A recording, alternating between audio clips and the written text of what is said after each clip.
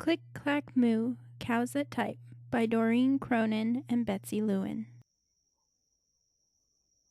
Farmer Brown has a problem. His cows like to type. All day long he hears click, clack, moo, click, clack, moo, clickety, clack, moo. At first he couldn't believe his ears. Cows that type? Impossible. Click, clack, moo, click, clack, moo, clickety, clack, moo. Then he couldn't believe his eyes.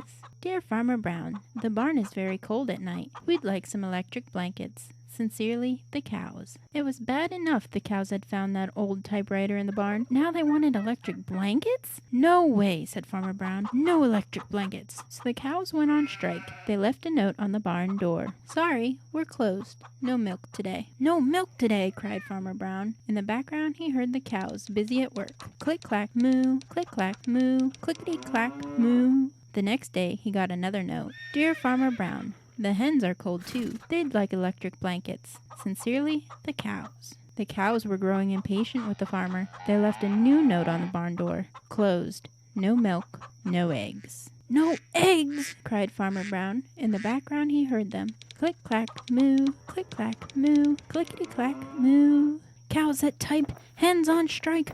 Who ever heard of such a thing? How can I run a farm with no milk and no eggs? Farmer Brown was furious. Farmer Brown got out his own typewriter. Dear cows and hens, there will be no electric blankets. You are cows and hens. I demand milk and eggs. Sincerely, Farmer Brown. Duck was a neutral party, so he brought the ultimatum to the cows. The cows held an emergency meeting. All the animals gathered around the barn to snoop, but none of them could understand moo. All night long, Farmer Brown waited for an answer. Duck knocked on the door early the next morning.